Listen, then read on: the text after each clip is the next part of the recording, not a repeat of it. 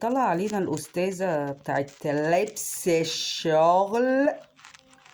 انتوا ما تعرفوش ان انا مش ان انا محجبة بقلبي، وان الحجاب ده لبس الشغل. طلع بتصريح جديد بتقول ان السيناريوهات اللي بيمثلوها دي من القرآن.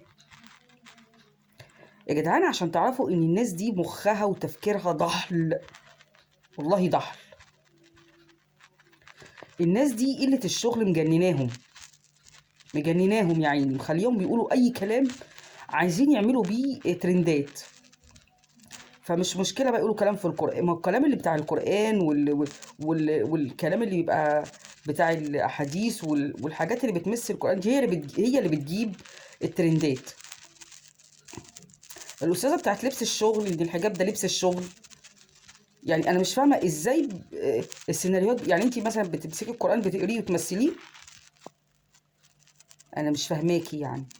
وطريقة كلامك غريبة وعجيبة يعني يا جدعان ما تتكلموش، يا جدعان ما تتكلموش يا جدعان. يعني انا بشوف لك فيديوهات كده على الفيس، ساعات بتطلعي تشغلي اغاني لعبد الحليم ونجاة وناس وردة والناس القديمة دي، وتقعدي تلعبي بقك وتبرقي عينك وبتاع. مش ماشي؟ ماشي عشان برضو اكل عيش وبتاع، وبتاكلي عيش وعايزة متابعين وبتاع. يا ستي ماشي، خليكي في كده، لكن ما تطلعيش تقولي كلام غريب عجيب ما أنزل الله به من سلطان. يا جدعان هتتحاسبوا، يا جدعان هتتحاسبوا، وبتشوهوا في الدين والله. انتوا مش قد الكلام اللي بتقولوه، والله ما قد الكلام اللي بتقولوه. يعني انتي بتغني مع عبد الحليم وبتاع، يا ستي ماشي اللي انتي اعملي كده، ما اعترضناش، ولكن اعترضنا عن انكم بتتكلموا بتحللوا وتحرموا على مزاجكم، واخيرا بتقولي انا بمثل القرآن. ايه الهطل والعبط والعته اللي بتقولوه ده؟ قرآن ايه اللي بتمثليه يا حاجة؟